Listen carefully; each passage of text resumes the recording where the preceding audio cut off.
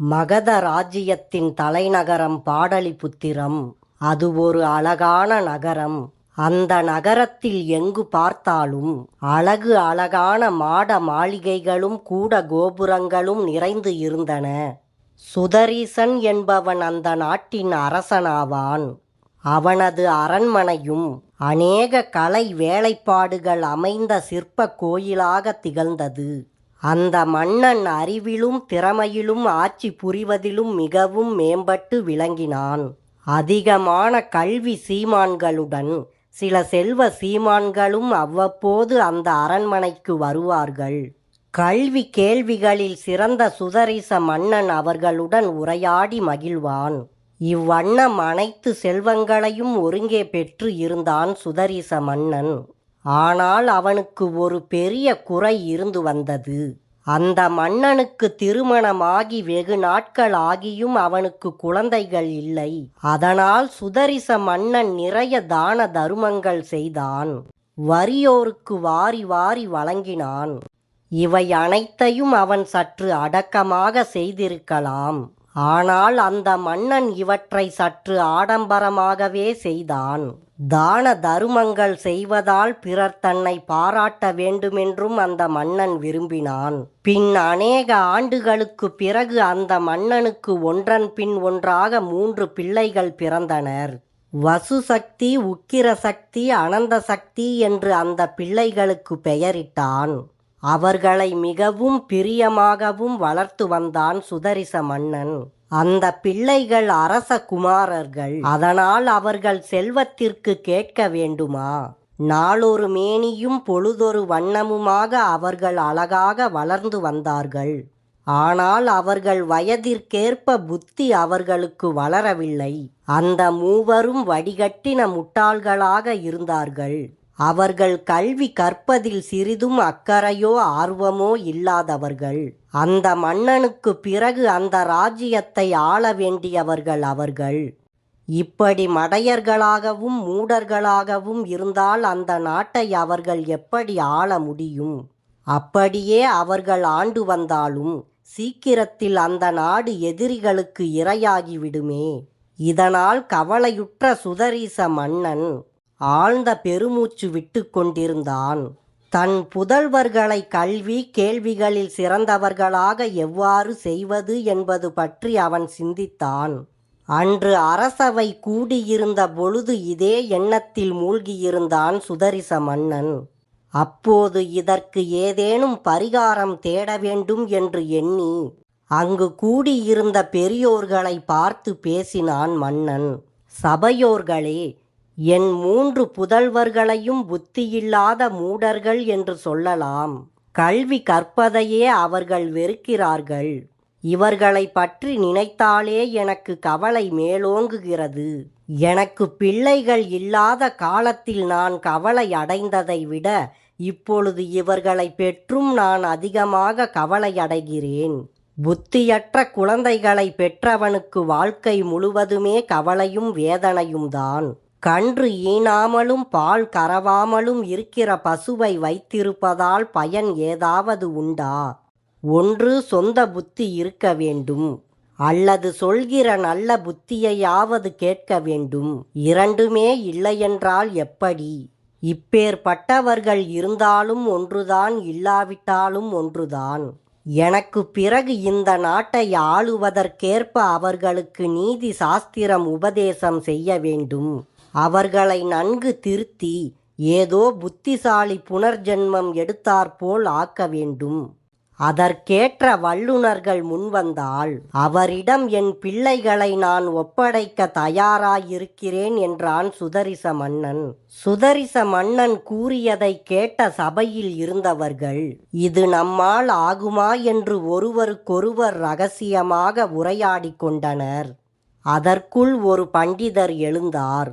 அந்த பண்டிதர் அரசரிடம் கூறினார், மன்னவா, தங்கள் குமாரர்கள் கல்வி கேள்விகளில் சிறந்து விளங்க வேண்டுமென்றால் முதலில் அவர்கள் 12 ஆண்டுகள் இலக்கண நூல்களை கசடர கற்க வேண்டும். அதன் பிறகு மனு எழுதிய சாஸ்திரங்களையும் சாணக்கியர் இயற்றியிருக்கும் பொருள் இயல் நூல்களையும் கற்க வேண்டும்.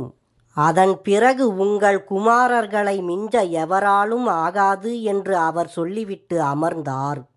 அடுத்ததாக எழுந்த அந்த நாட்டினுடைய மந்திரி தன் கருத்தை வெளியிட்டார். மந்திரி மன்னரிடம் கூறினார், அரசே, மனித வாழ்வு நீரில் குமிழி போல் நிலையற்றது. ஆனால் கற்க வேண்டிய கலைகளோ அதிகம். நூல்களையும் படித்தாக வேண்டும். இதற்கெல்லாம் அவனுக்கு ஆயுசு வேண்டுமே. அதனால் நீரை பிரித்து பாலை மட்டும் பருகும் அன்ன பறவையைப் போல் சாரத்தை மட்டும் திரட்டி இளவரசர்கள் கற்க ஏற்பாடு செய்தல் வேண்டும். அதுவே அவர்களுக்கு நலம் பயக்கும் என்று மந்திரி சொன்னார். அப்படி செய்வதற்கு தகுந்த ஆள் வேண்டுமே நமக்கு. அதை தெரிவியுங்கள் என்றான் மன்னன். அதற்கு மந்திரி, மன்னவா, நம் ஊரில் சோமசன்மா என்ற பெரியவர் ஒருவர் உள்ளார். அவர் வேத விற்பன்னர். சகல நீதி சாஸ்திரங்களிலும் அவர் வல்லவர். அவர் பல்வேறு கலைகளை கற்ற மேதை. அவர் பிறருக்கு கல்வி கற்றுக் கொடுப்பதிலும் பெரிய நிபுணர். அவரை வரவழைத்து நம் இளவரசர்கள் கல்வி பயில ஏற்பாடு செய்யுங்கள். இளவரசர்கள் வெகு சீக்கிரத்தில் அறிவு விளக்கம் பெற்று மேன்மையடைவார்கள். உங்கள் கவலையும் ஓடியே போய்விடும் என்று சொன்னார் மந்திரி. இதை கேட்ட மன்னன், ஆஹா, உம்முடைய பேச்சு எனக்கு மிகுந்த இன்பத்தை அளிக்கிறது. நம்முடைய நகரில் அப்படி ஒருவர் இருக்கிறாரா?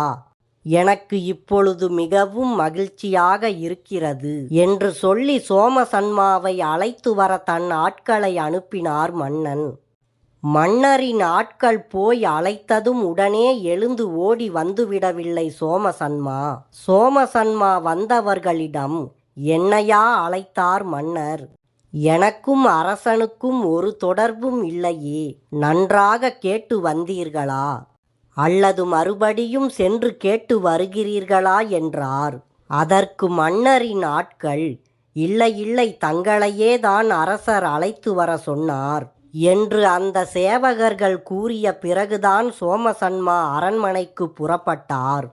அரண்மனைக்கு வந்த சோமசன்மா அரசரிடம், அரசே, என்னையா அழைத்தீர்கள் என்று கேட்டார். அதற்கு அரசர் சோமசன்மாவிடம், ஆம், நீர் கல்வி கேள்விகளில் சிறந்தவர் என்று கேள்விப்பட்டேன். நம் நகரில் உம்மை போன்ற ஒருவர் இருந்து வருவது பற்றி நான் பெருமையடைகிறேன். எனக்கு 3 புதல்வர்கள் உள்ளார்கள். அவர்களை உம்மிடம் ஒப்படைத்து விடப் போகிறேன். உம் இல்லத்திலேயே உம்முடன் சேர்ந்து அவர்கள் ராஜபோகத்துடன் வாழ்ந்து வரட்டும். அதற்கான செலவுக்காக நான் உமக்கு 100 சிறிய ஊர்களை தருகிறேன். அவர்களை எப்படியாவது அறிவிலும் திறமையிலும் வல்லவர்களாக நீர் செய்ய வேண்டும். அவர்கள் எனக்கு பிறகு இந்த ராஜ்யத்தை ஆளப்போகிறவர்கள். அது உமக்கு நினைவிருக்கட்டும் என்றார் அரசர். இதை கேட்ட சோமசன்மா அரசரிடம், அரசே, இப்பொழுது எனக்கு 80 வயது ஆகிறது. நீங்கள் கொடுக்கும் 100 கிராமங்களையும் என்னால் நிர்வகிக்க முடியாது. அதோடு நான் கல்வியை விலை கூறி விற்பதில்லை.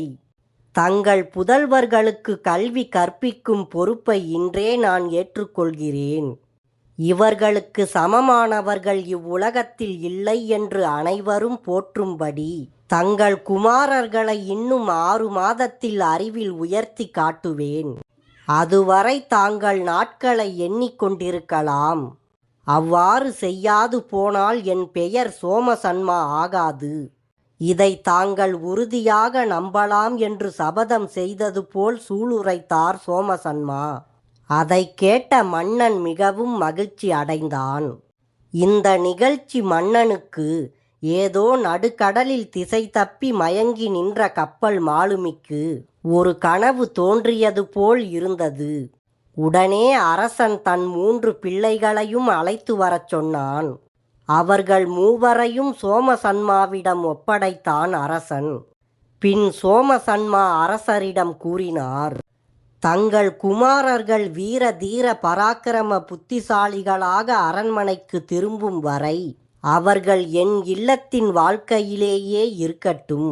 அதுவே அவர்களின் முன்னேற்றத்திற்கு உறுதுணையாக இருக்கும் என்று சொல்ல மன்னனும் அதற்கு சம்மதித்தான். பின் அந்த 3 ராஜகுமாரர்களையும் தன் இல்லத்துக்கு அழைத்துச் சென்றார் சோமசன்மா. அரண்மனையில் அந்த இளவரசர்களின் ஏவலுக்கென்று அநேக பணியாட்கள் இருப்பர். ஆனால் இப்பொழுது அவர்கள் இங்கே தங்கள் சௌகரியத்துக்கான வேலைகளை தாங்களே செய்து கொள்ள வேண்டியிருந்தது. மேலும் அரண்மனை வாழ்வில் அந்த இளவரசர்கள் எங்கு செல்ல வேண்டும் என்றாலும் பல்லக்கிலும் ரதத்திலும் குதிரைகள் மீது ஏறியும் சென்று கொண்டிருந்தார்கள். ஆனால் சோமசன்மா அந்த இளவரசர்களை எங்கு சென்றாலும் கால்நடையாக நடத்தியே அழைத்துச் சென்றார். அப்படி இருந்தும் அந்த இளவரசர்கள் இதை பற்றி ஒன்றும் முணுமுணுக்கவே இல்லை. அவர்கள் செல்லும் வழியில் ஆங்காங்கு கண்ட பசுமை பொருந்திய வயல்களும் சலசலவென்று ஓடிய ஆறுகளும் அடர்ந்து படர்ந்த செடி கொடிகளும் உயர்ந்த பூக்களும் அந்த இளவரசர்களின் மனதை கொள்ளை கொண்டன. ஆங்காங்கு வண்ண வண்ண பறவைகள் எழுப்பிய இன்னிசை ஒலிகள் அவர்களை கிறங்கச் செய்தன. இளவரசர்களை நீண்ட தூரம் அழைத்து சென்ற சோமசன்மா ஒரு செழித்த மரத்தின் நிழலில் அவர்களை அமரச் செய்தார். பின் அவர்கள் பக்கத்தில் தானும் அமர்ந்து கொண்டார் சோமசன்மா. பின் சோமசன்மா இளவரசர்களிடம், இப்பொழுது உங்களுக்கு நான் ஒரு நீண்ட கதை சொல்லப் போகிறேன் என்றார். அதற்கு இளவரசர்கள், ஆகா, எங்களுக்கு கதை என்றால் மிகவும் பிடிக்கும். ஆனால் அரண்மனையில் கதை சொல்பவர்கள் ஒருவரும் இல்லை. நீங்கள் சொல்லப்போவது என்ன கதை என்று கேட்டு தங்கள் ஆவலை தெரிவித்து கொண்டார்கள் அவர்கள். அதற்கு சோமசன்மா இளவரசர்களிடம், நான் சொல்லப்போகும் கதைகளுக்கு பஞ்சதந்திர கதை என்று பெயர். அது ஒரு சேர நீண்ட கதை போல் இருந்தாலும் கதைக்குள் கதை என்று பல கதைகள் வரும். நீங்கள் அதை கவனமாக கேட்டு வரவேண்டும் என்றார். பஞ்சதந்திர கதைகள் என்றால் என்ன என்றான் இளவரசர்களில் ஒருவன். அதற்கு சோமசன்மா, இதில் மித்ரபேதம், சுகிர்லாபம், சந்தி விக்கிரகிரகம், அர்த்தநாசம் அல்லது லப்தஹானி, அசம்பிரேக்சிய காரியத்துவம் என 5 தந்திரங்களை கொண்ட நீதி கதைகள் உண்டு. அதனால் அதற்கு பஞ்சதந்திர கதைகள் என்று பெயரும் ஏற்பட்டது என்று சொன்னார். ஆனால் இளவரசர்கள் முகத்தில் ஏதோ சந்தேகம், தெளிவில்லாத சாயல் படர்வதைக் கண்ட சோமசன்மா அவற்றை பற்றி விளக்கத் தொடங்கினார். மித்ரபேதம் என்பது சிநேகத்தை கெடுத்து பகை உண்டாக்குவதாகும். சுகிர் லாபம் என்பது தங்களுக்கு சமமானவர்களோடு கூடி பகையில்லாமல் வாழ்ந்திருத்தலாகும். சந்தி விக்கிரகிரகம் என்பது பகைவரை அடுத்து உறவு செய்து வெல்லுதலாகும். அர்த்தநாசம் என்பது தன் கையில் கிடைத்த பொருட்களை அழித்தல் ஆகும். அசம்பிரேக்சிய காரியத்துவம் என்பது எந்த காரியத்தையும் தீர விசாரிக்காமல் செய்வதாகும். இவ்வாறு 5 தந்திரங்களையும் இளவரசர்களுக்கு விளக்கி கூறினார் சோமசன்மா. இதை கேட்ட அரசிளங்குமாரர்களின் முகத்தில் இருந்த சந்தேகம் விலகியது. கதைகள் மிகவும் நன்றாயிருக்கும் போல் தெரிகிறதே. கதைகளை நீங்கள் சற்று விரிவாகவே எங்களுக்கு விளக்கி சொல்ல வேண்டும் என்று கேட்டுக்கொண்டார்கள். உடனே சோமசன்மா இளவரசர்களிடம், உங்களுக்கு மங்களம் உண்டாக வேண்டும் என்று ஆசீர்வதித்து பஞ்சதந்திர கதைகளை சொல்லத் தொடங்கினார். இதுவே பஞ்சதந்திர கதைகள் உருவான கதையாகும்.